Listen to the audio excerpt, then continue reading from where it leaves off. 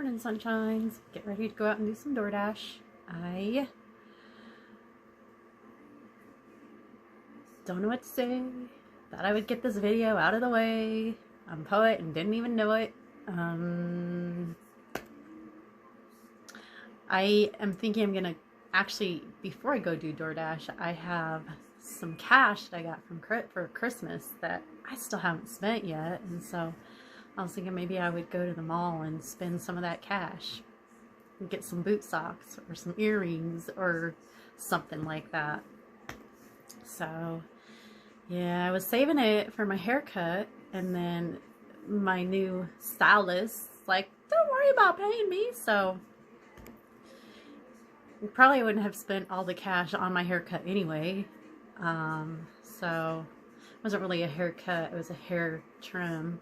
It was a hair cleaning up of the messiness that it was. But I styled it today. She had me get this new hairspray that I love. Hold up, I'll go get it. I'm going to pause this. I'm going to get that hairspray. It's amazing. Hold up. So it's bamboo fiberful, and it's lovely. It gives your hair so much body, and I don't have a lot of body to my hair, and so man, I sprayed it on. And she said, like, the less you wash your hair, the more this builds up, and pretty soon your hair's just like, pah! So that'd be awesome, because my hair's never been pah! Like that. So that's what I'm working for. When I go over and hang out at Chris and Kayla's, they won't let me spray hairspray in the house. In their house, they won't let me spray it. I have to go out on the balcony with a mirror and do my hair. I wonder if, since this is like bamboo stuff, that they'd let me spray it. They wouldn't. They'd be like, it smells like toxicity in our house now. So yeah, don't spray hairspray in Chris and Kayla's house. If you ever go over there, don't do it, because talk about the shame, man. I love them though. I respect their no hairspray rules. I take it out on the balcony and spray my hair, and it's kind of a pain in the ass, but I'm a guest, so gotta respect the house rules. And no hairspray sprayed in the house is one of their house rules, along with the shoes and the whole spelling thing. Don't forget the spelling thing. Yeah, so I don't know what they're gonna do when Oliver figures out how to read.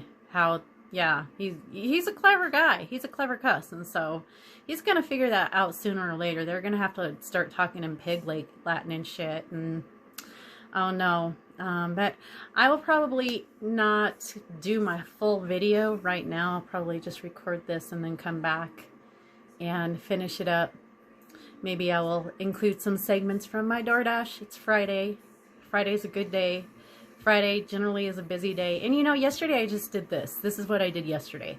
I didn't fret about not getting orders, and I just kind of read my book, and when I got an order, I listened to the book because I had it on, I found it on YouTube, but I don't like it on YouTube because you can't go back very easily, and I find myself having to go back constantly in this book. And so, what I did was, since I have Audible, it was 7 credits. I had so many credits, so I was able to get the book for essentially $7 with my 7 credits. So that was awesome. So I was listening to the book while I was driving, and I didn't really, and like I said last night with the crumble cookie thing, I didn't even care because, I didn't pay a lot of attention to mileage yesterday or the amount of money I was getting. I was just like, you want to go do that? They send me an order, be like, okay, I'll go do that one. I mean, I was pretty picky and choosy when it came to $3.50. I didn't go under $6. I didn't go under $6. I will never go under $6, no matter what. So, anyways, I am going to end this now, and then I am going to go to the mall and see what I can find. See what I can find to spend my Christmas money on that I haven't spent yet. Holy cow, that's crazy. I had Christmas money for almost a while now. I'm surprised I didn't spend it the following day. So I'm gonna go spend my Christmas money, I think, unless I can't find anything. But I'll see you guys back here sometime soon. Love ya. Bye. Hey guys, I'm back. sitting here outside of Old Chicago waiting for an order, waiting for a DoorDash order. It's been a bit, not gonna fret. I'll get a good one. I'm sitting okay. But I've been listening to the Joe Dispenza book. Not gonna lie, I had to turn it off for a bit. You know, I think that it's an amazing book. I still love the book. I still think that he has some amazing, very valuable insights and techniques. I'm sure he has very valuable techniques. I have yet to get to that part.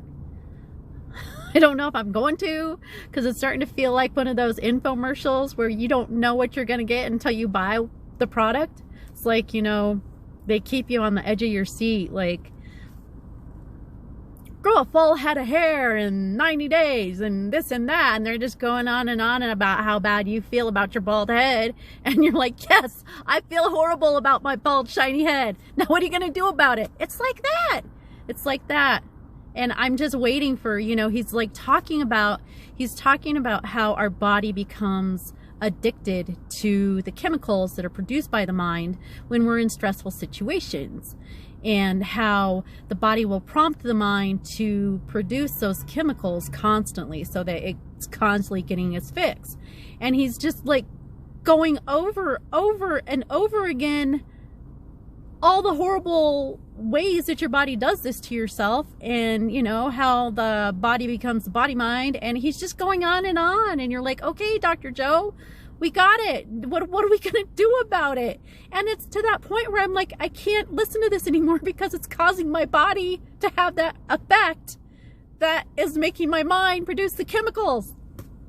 So I had to turn it off. I'm like, Dr. Joe, you got to come to a head at this point, because I got to check this. Damn it.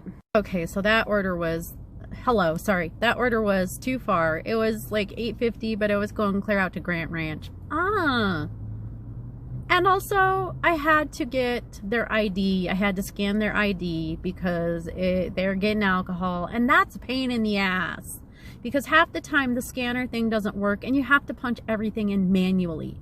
I'd do that in the dark one night. I'm like, are you serious? I don't think they should be letting these people get alcohol. If you want to drink, come into the freaking restaurant. It's open now. Or go out and get your margarita shit and then bring it back home and order your food. Not gonna do it. Anyways, back to the Dr. Joe thing. So yeah, I was like feeling anxious, and I was starting to like have that reaction to where my body was like craving the brain to produce those chemicals. And you know, it was kind of like, and I was like, you better get to the point, Dr. Joe, because if you don't, I'm going to move on to the next chapter.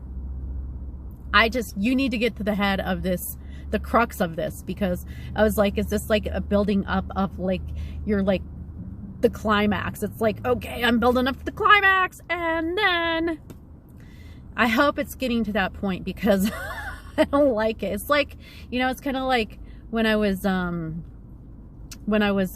reading The Stand by Stephen King, the editor's cut. What a long fucking book that was. But I got to the trash can chapter, and you know, I started it and I'm like, okay, this is interesting, semi-interesting. It's I'm entertained for the moment, and you know, but I left off this character over here that I was really fascinated about, and can't wait to get back to that character. But then, you know, this chapter about trash can just keeps going on, and I think I got like 15-20 pages into the chapter, and there was still a good like 100 and something more pages to go, and I'm like, Steven, enough about trash can. No wonder they cut it out. I don't want to read anymore. I'm moving along. And I left trash can. I'm like, I'm not reading no more about trash can, Steven.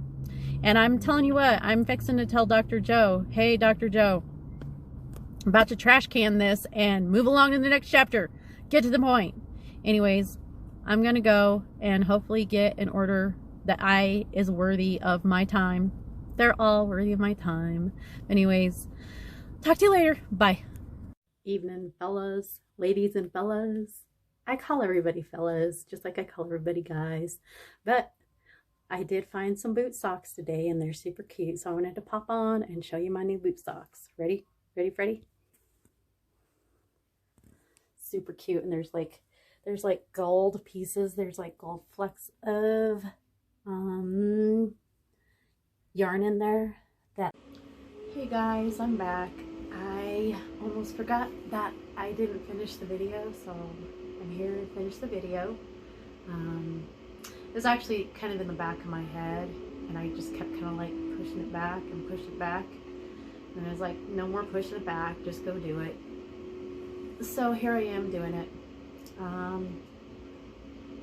Ended pretty good with DoorDash. Wouldn't you know it, my last order was crumble cookie. And it was kind of cute. I dropped it off, and the mom took the cookies. Of course, the mom took the order. I mean, yeah, she took the cookies, but she shut the door. She's shutting the door. She's like, "Kids, look what came!" And they were all hooping and hollering and woohoo, and they're just ecstatic about these cookies. I was like, "Oh wow."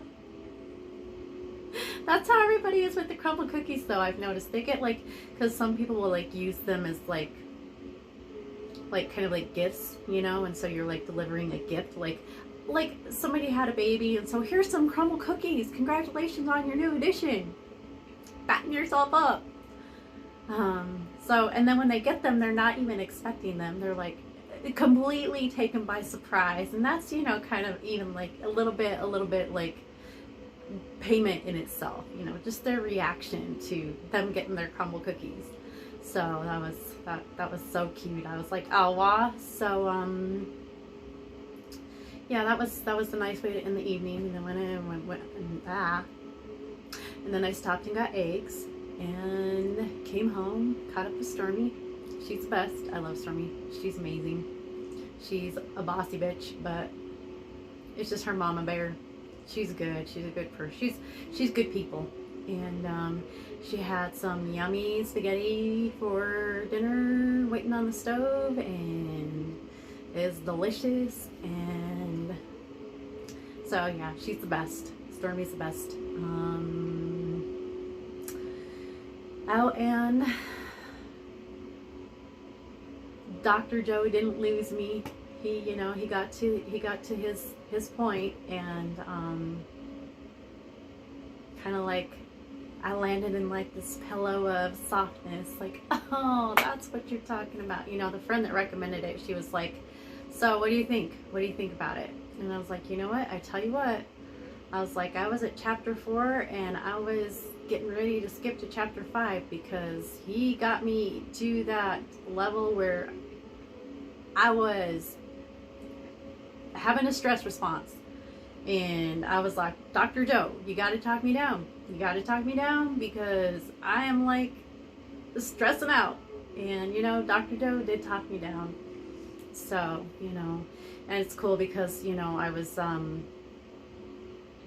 when she recommended it, it was just kind of like, I don't know, kind of because we were talking about Dr. Joe Dispenza and, you know, the whole thoughts are things type of thing. And she was like, have you ever read the Breaking the Habit of Being Yourself? And I'm like, no, I haven't. And she's like, it's pretty good, you might want to check it out. So I love Dr. Joe Dispenza, and so I was like, okay, I'm gonna check it out. And she had never finished it, and so from me talking about it, like telling her, like I was so excited about like the quantum field and the, you know, the like praying for the past and sending prayers to the past, and, you know, so excited about it. She was like, I had to check it out again. And she's like, you know, I had like 3 more chapters to go before I finished the book, and she's like, I'm gonna start doing meditation again. So that's cool. How exciting.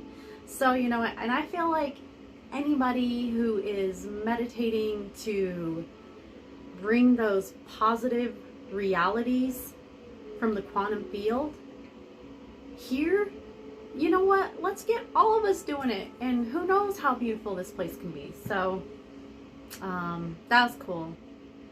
So yeah, I'm glad that I didn't get so stressed out that I just was like, I'm done with this book. No, that didn't happen. So like I said, he did like talk me down, and it's kind of strange because, you know, he's like providing all of these tips on becoming a quote unquote quantum observer, because that's what you are.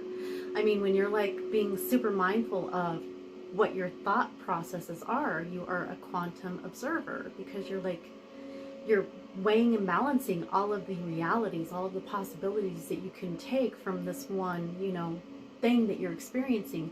And that's something else that I'm figuring out, is like when something happens, and I would in the past either label that good or bad, I'm just kind of looking at it as neutral, and then deciding from that neutral place what the best reality that I can take, and then go with it, you know. And that's kind of what you're doing.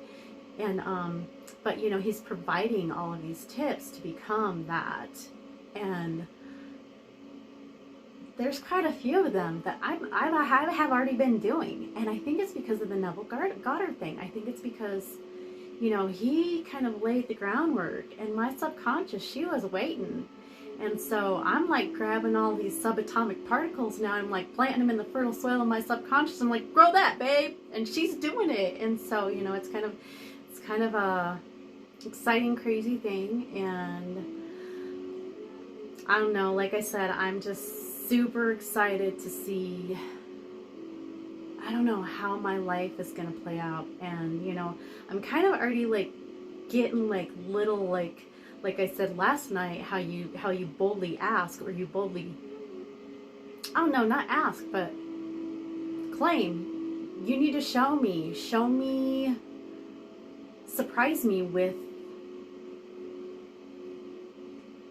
show me signs that this is actually working in my life. And it has, this intelligence has, this divine loving intelligence has. And holy cow, I'm hot. And so I don't know, I think that I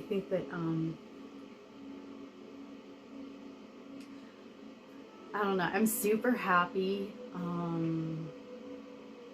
And it's like, the happiness is from here. It's from here. It's the craziest thing, you know. And I don't know if it's like just like this momentary cloud that I'm on, or whatever. I don't know, I feel more like it's coming from me, because I'm the one, I'm actually observing my thoughts. And so like when something negative comes to me, or I don't know, like that small self, that damn small self, I haven't heard from that small self in a bit. And yeah, it hasn't acted up in a minute. And so I'm just like, I don't know, just really, I mean, there's even like a hint, and I'm like, let's look at it this way, or let's come over here and think about something over here, and how we can approach something else from a different angle, and not pay any attention to this over here. And since I'm doing this positive thing over here, that thing over there is just like, it goes away. And I don't know, it's crazy. It's a crazy thing. And I don't know, I have all kinds of plans for that quantum field, and so that's exciting. And anyways, I am gonna end this because I want to go to bed, watch some more Frasier. I guess I'm addicted, I don't know, damn Frasier. But I'm almost to the meditation part in this book, I think, so that's cool. But like I said, I have to go back a lot, especially when you're driving and you're trying to do DoorDash. And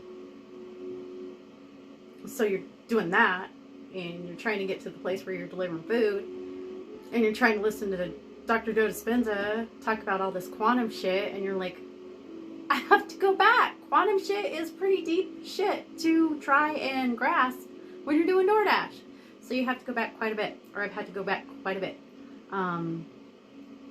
Yeah, so I'm I'm gonna let you go and go to bed, and I will talk to you guys later. I love you, and I will see you tomorrow, and don't forget to live abundantly.